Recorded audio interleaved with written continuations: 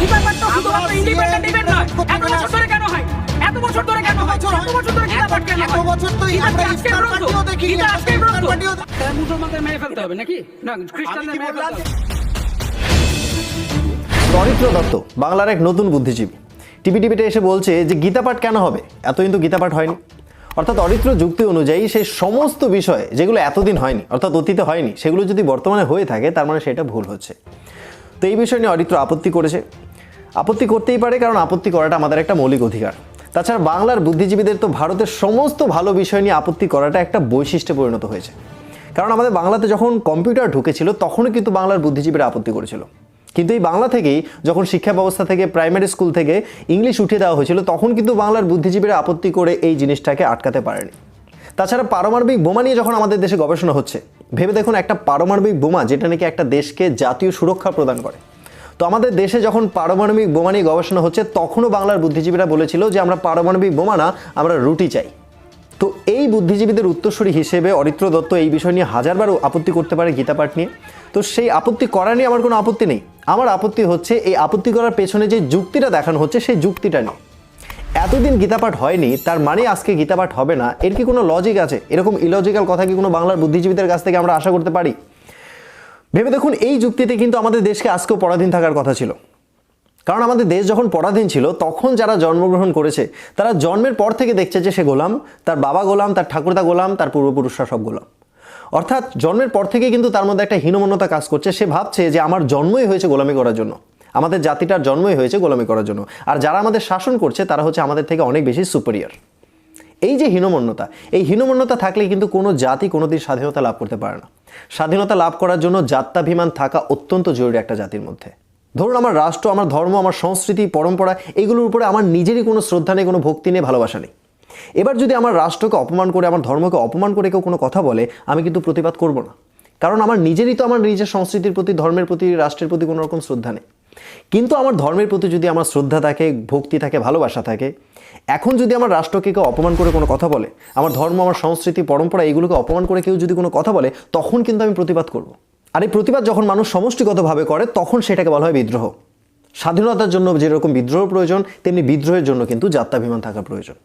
আর এই জিনিস ব্রিটিশরা খুব ভালোভাবে উপলব্ধি করতে পেরেছিল, যার জন্য শিক্ষা ব্যবস্থা এমনভাবে ডিজাইন করেছে যে আপনি পড়াশোনা শেষ করে ফেলবেন, কিন্তু ভারতে পড়াশোনা করে ভারতীয় হিসেবে গর্ব করার মতো আপনি একটা লাইনও খুঁজে পাবেন না। ব্রিটিশরা যখন ভারতে এসেছিল তখন আমাদের জিডিপি ছিল পুরো পৃথিবীর টোটাল জিডিপির 30%। সংখ্যাটা একবার ভেবে দেখুন, পুরো পৃথিবীর টোটাল জিডিপির 30% ছিল আমাদের একা ভারতবর্ষের। কিন্তু ব্রিটিশরা যখন আমাদের দেশ থেকে চলে যায় তখন সেই জিডিপি পৌঁছে গেছে মাত্র 3%-এ। তাহলে ব্রিটিশরা আমাদের দেশে এসে কতটা উপকার করেছে জাস্ট ভেবে দেখুন। দিল্লির কুতুব মিনার চত্বরে যে প্রায় 24 ফুটের লম্বা লৌহ স্তম্ভটা পাওয়া গেছে, যেটার বয়স বলা হয় প্রায় 1600 বছর বয়স, অথচ আজ পর্যন্ত যে লোহাটাতে কোনো জং ধরেনি। তাহলে ভাবুন যে আমাদের প্রাচীন ভারতের প্রযুক্তি কতটা উন্নত ছিল, অথচ ব্রিটিশদের ডিজাইন করা শিক্ষা ব্যবস্থা পড়লে আপনার মনে হবে যে ভারতের যত উন্নতি সব ব্রিটিশরা আসার পরে হয়েছে। অথচ ব্রিটিশরা যখন জামা কাপড়ও পরতে পারতো না তখন আমাদের দেশে বই লেখা হয়ে গেছে। পৃথিবীর প্রথম ব্যাকরণ বই আমাদের দেশে, প্রথম গণিত বই আমাদের দেশে, প্রথম জ্যোতির্বিজ্ঞানের বই আমাদের দেশে, প্রথম চিকিৎসা শাস্ত্র আমাদের দেশে। এত কিছু থাকার পরেও ভারতীয় শিক্ষা ব্যবস্থা এমনভাবে ডিজাইন করা হয়েছে যে আপনি ভারতীয় শিক্ষা ব্যবস্থা থেকে যেন ভারতীয় হিসেবে গর্ব করার মতো একটা বিষয় খুঁজে না পান। আর সবচেয়ে দুর্ভাগ্যের বিষয় হচ্ছে ব্রিটিশরা সেই সময় এরকম শিক্ষা ব্যবস্থা ডিজাইন করেছিল যেন ভারতীয়দের গোলামি মানসিকতা টিকে থাকে। অথচ আমাদের দেশ স্বাধীন হয়েছে আজকে প্রায় 75 বছর হয়ে গেছে। স্বাধীনতার এত বছর পরেও সেই একই কাজ কিন্তু বামপন্থী ঐতিহাসিকরা একইভাবে করে যাচ্ছে। এই বামপন্থী ঐতিহাসিকরা এই কাজটা কতটা নিপুণভাবে করে যাচ্ছে আর কতটা নিষ্ঠার সাথে করছে তার একটা উদাহরণ আপনাদের দিচ্ছি। আমাদের এনসিইআরটি হিস্ট্রি টেক্সট বুকে আকবরের উল্লেখ আছে 99 বার, আর শিবাজী মহারাজের উল্লেখ আছে মাত্র 5 বার, আর মহারানা প্রতাপের উল্লেখ আছে 1 বার। তাহলে ভাবুন, ভারতের পাঠ্যপুস্তকে যদি ভারতীয় মহান রাজা শিবাজী মহারাজের মতো মহান রাজার উল্লেখ যদি মাত্র 5 বার থাকে, মহারানা প্রতাপের উল্লেখ যদি মাত্র 1 বার থাকে, তাহলে এদেরকে কোন দেশের ইতিহাস বইয়ে পড়ানো হবে? নিজের দেশের ইতিহাস বইতে যদি এরা জায়গা না পায় তাহলে কোন দেশের ইতিহাস বইতে এদেরকে পড়ানো হবে? তো যাই হোক, এটা একটা আলাদা প্রসঙ্গ, এই বিষয়ে অন্য কোনো ভিডিওতে আলোচনা করার চেষ্টা করব। তবে স্বামী বিবেকানন্দও কিন্তু এই বিষয়টা খুব ভালোভাবে উপলব্ধি করতে পেরেছিল, যার জন্য স্বামী বিবেকানন্দ সমগ্র ভারতীয়দের উদ্দেশ্যে বলেছিল যে গর্বের সাথে বলো আমি হিন্দু, এবং নিজেও কিন্তু গর্বের সাথে পুরো পৃথিবীর বুকে হিন্দু ধর্মকে রিপ্রেজেন্ট করেছিল এবং হিন্দু ধর্ম সারা পৃথিবীতে সমাদৃতও হয়েছিল। অর্থাৎ স্বামী বিবেকানন্দের এই কথা শোনার পরে কয়েক প্রজন্ম পরে ভারতীয়রা প্রথমবার উপলব্ধি করলো যে আমাদেরও গর্ব করার মতো কিছু আছে। And dharma is the first thing first to be proud. অর্থাৎ ধর্মটাই হচ্ছে আমাদের প্রথম বিষয় যেটা নিয়ে আমাদের গর্ব করা উচিত। স্বামী বিবেকানন্দ এটাও বলেছিল কুসংস্কার নিয়ে যে আজকে যেটাকে কুসংস্কার বলে তোমরা অবহেলা করছো, উপহাস করছো, সেই কুসংস্কারটার জন্যই কিন্তু তোমারই পূর্বপুরুষরা কোনো না কোনো সময় কোনো না কোনোভাবে উপকৃত হয়েছিল। এবার ভেবে দেখুন যে এই সূক্ষ্ম সূক্ষ্ম বিষয়গুলো নিয়ে স্বামী বিবেকানন্দ কেন কথা বলেছিল। কারণ স্বামী বিবেকানন্দ খুব ভালোভাবে উপলব্ধি করতে পেরেছিল যে ভারতীয়রা যদি নিজের সংস্কৃতি, নিজের ধর্ম, নিজের পূর্বপুরুষ এইগুলো নিয়ে তাদের যদি গর্ব না থাকে, অশ্রদ্ধা থাকে, তাহলে এই ভারতীয় জাতি কোনো দিন স্বাধীনতা পাবে না। স্বামীজি সেই সময় ভারতীয়দের মধ্যে একটা রাষ্ট্র চেতনার ঘাটতিও কিন্তু খেয়াল করেছিল, যার জন্য বিদেশ ভ্রমণ করে যখন ভারতে এসেছিল তখন সমগ্র ভারতীয়দের উদ্দেশ্যে স্বামী বিবেকানন্দ বলেছিল যে আগামী 100 বছর তোদের একমাত্র আরাধ্য দেবী হোক ভারত মাতা, বাকি যত দেবদেবী আছে শিব, কালী, দুর্গা, এই সমস্ত দেবদেবীদের ছুটি দিয়ে দে। কেন বলেছিল? যেন আমাদের মধ্যে রাষ্ট্র চেতনার একটা জাগরণ ঘটে, কারণ ভারত মায়ের পুজো করা মানেই হচ্ছে রাষ্ট্রের সেবা করা। আর স্বামী বিবেকানন্দের এই সমস্ত বাণীতে অনুপ্রাণিত হয়ে নেতাজি সুভাষচন্দ্র বোসের মতো আরও হাজার হাজার বিপ্লবী কিন্তু সশস্ত্র সংগ্রামে অংশগ্রহণ করেছে এবং রাষ্ট্রকে স্বাধীন করার জন্য আত্মনিয়োগ করেছে। এখন সেই সময় যদি অরিত্র দত্তের মতো কোনো ব্যক্তিকে নেতাজিকে বলতো যে আমরা এতদিন পরাধীন ছিলাম, এতদিন আমরা সংগ্রাম করিনি, তাহলে আজকে কেন সংগ্রাম করব? এতদিন পরাধীন ছিলাম, আমরা আজকেও পরাধীন থাকবো। তাহলে নেতাজি সুভাষচন্দ্র বোস আমার মনে হয় যে অরিত্রর গালে একটা থাপ্পড় মেরে তাকে উত্তর দিত যে যেই কাজ আগে করা হয়নি সেই কাজ আজকেও করা হবে না, তার কোনো মানে নেই। স্বামী বিবেকানন্দ বুঝতে পেরেছিল যে ভারতীয়দের মধ্যে রাষ্ট্র চেতনার ঘাটতি আছে, তার জন্য উনি বলেছিল যে রাষ্ট্রের সেবা করো, ভারত মায়ের পুজো করো। উনিও তো ভাবতে পারতো যে না রাষ্ট্র চেতনার ঘাটতি আছে, তাহলে এখনও ঘাটতি থাক, এতদিন যেহেতু ঘাটতি ছিল এতদিন এখনও ঘাটতি থাক।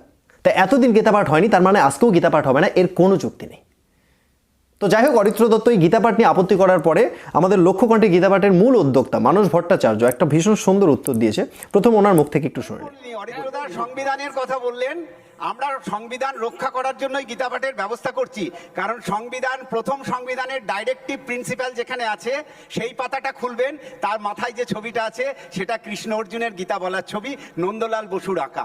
তো সেটাকে যদি বাঁচাতে হয় তাহলে গীতাপাঠের ব্যবস্থা করতে হবে। তো মানস ভট্টাচার্য ভীষণ সুন্দর একটা উত্তর দিয়েছে যে আমাদের প্রথম সংবিধানের ডাইরেক্টিভ প্রিন্সিপাল যেখান থেকে নেওয়া হয়েছে তার উপরে, ওই পেজেরই উপরে কৃষ্ণ যে অর্জুনকে গীতার উপদেশ দিচ্ছে সেই ছবিটা আঁকা। এবার আমাদের বাড়ির দেয়ালে আমরা মনি ঋষি বা মহাপুরুষদের ছবি কেন টাঙাই? যেন ওদের যে গুণগুলো আছে আমরা সেটা কিছুটা নিতে পারি বা আমরা যেন ওদের কাছাকাছি পৌঁছতে পারি। তাহলে সংবিধানে এই ছবিটা কেন আঁকা হয়েছিল? যেন আমাদের দেশ, আমাদের সমাজ যেন এই জায়গাটায় পৌঁছায়, যেন গীতাকে আদর্শ করে আমাদের সমাজ এগিয়ে যায়।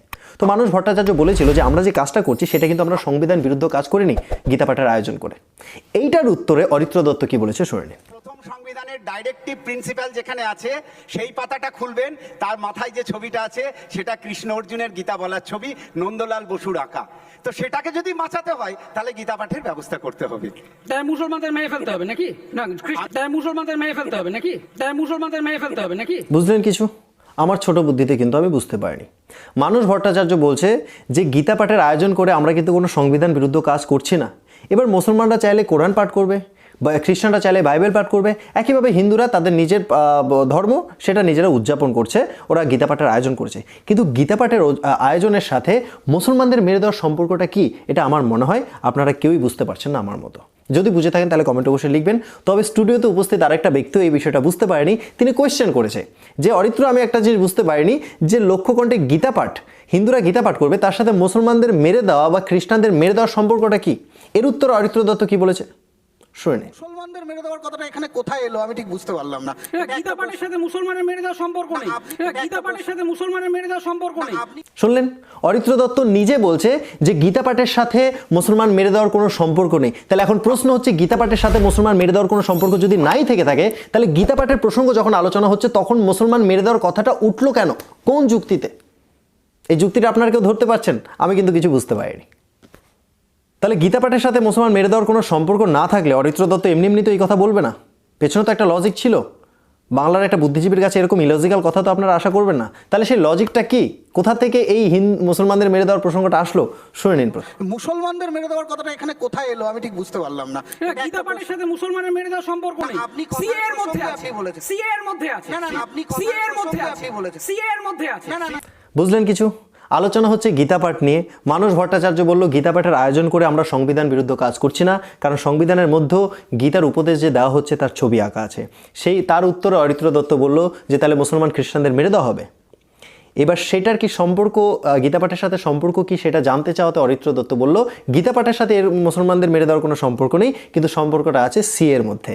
তাহলে গীতাপাঠের আলোচনাতে সিএটা কোথা থেকে আসলো, মুসলমান মেরে দেওয়ার ব্যাপারটা কোথায় আসলো, কি করে এর মধ্যে কিভাবে উনি লাইন ড্র করলো, আমি কিচ্ছু বুঝতে পারিনি। তবে যে সিএ নিয়ে আলোচনা হচ্ছে সেই সিএর মধ্যে কি আছে? সিএ অর্থাৎ সিটিজেনশিপ অ্যামেন্ডমেন্ট বিল। এই সিএর মধ্যে ভারতীয় হিন্দু, ভারতীয় মুসলিম, ভারতীয় খ্রিস্টান কারো কোনো রকম সম্পর্ক নেই এর সাথে। সিএতে শুধু বলা হয়েছে যে প্রতিবেশী দেশগুলো আছে ভারতে, যেমন আফগানিস্তান, পাকিস্তান, বাংলাদেশ, এই দেশগুলোতে যেই সমস্ত লোক ধর্মীয় কারণে প্রতারিত হয়ে ভারতে আসবে তাদেরকে নাগরিকত্ব দেওয়া হবে। এবার এইটা নিয়ে তো ভারতীয় হিন্দু, ভারতীয় মুসলিম, ভারতীয় খ্রিস্টান, বৌদ্ধ কারো কোনো রকম আপত্তি থাকার কথা নয়, কারণ সিএর সাথে কোনো ভারতীয়র কোনো সম্পর্ক নেই। কোনো ভারতীয়র জীবন কিন্তু এই সিএর দ্বারা প্রভাবিত হবে না যদি ইমপ্লিমেন্টেড হয়। এবার একটা কথা বলতে পারেন যে সিএ অর্থাৎ সিটিজেনশিপ অ্যামেন্ডমেন্ট বিলে সমস্ত ধর্মের নাম আছে, শুধুমাত্র মুসলমান ধর্মের নামটা কেন বাদ আছে? আর তার কারণ হচ্ছে যে ভারতের যে প্রতিবেশী দেশগুলো আছে যেমন আফগানিস্তান, পাকিস্তান, বাংলাদেশ ইত্যাদি, এই দেশগুলো কিন্তু ঘোষিত মুসলিম রাষ্ট্র। এই দেশগুলো তৈরি হয়েছে মুসলমানদের জন্য। তাহলে যেই দেশগুলো ঘোষিত মুসলিম রাষ্ট্র, এই কথা তো নিশ্চয়ই বলবেন না যে একটা মুসলিম রাষ্ট্রে একটা মুসলিম ইসলাম ধর্ম পালন করার জন্য তাকে ধর্মীয় অত্যাচারের শিকার হতে হয়েছে, ধর্মীয় কারণে তাকে নিপীড়িত হতে হয়েছে। যদি তা না হয়ে থাকে তাহলে সিএ এর মধ্যে কি করে ইসলাম ধর্ম থাকতে পারে? এটা তৈরি করা হয়েছে শুধুমাত্র শরণার্থীদের জন্য। আর শরণার্থী যে সংজ্ঞাটা সেটা রাষ্ট্রসংঘ একদম স্পেসিফাই করে দিয়েছে যে ধর্মীয় কারণে যারা প্রতারিত হয়েছে তারাই হচ্ছে শরণার্থী। তো যাই হোক, এই ভিডিওতে এই পর্যন্তই। সামনে অরিত্র দত্তের মতো আরও কচি বুদ্ধিজীবীদের এইভাবে এক্সপোজ করার চেষ্টা করবো আপনাদের সামনে। ভিডিওটা ভালো লেগে থাকলে লাইক করবেন, শেয়ার করবেন প্রচুর পরিমাণে, আর নতুন হয়ে থাকলে চ্যানেলটা অবশ্যই সাবস্ক্রাইব করবেন। জয় হিন্দ, বন্দে মাতরম।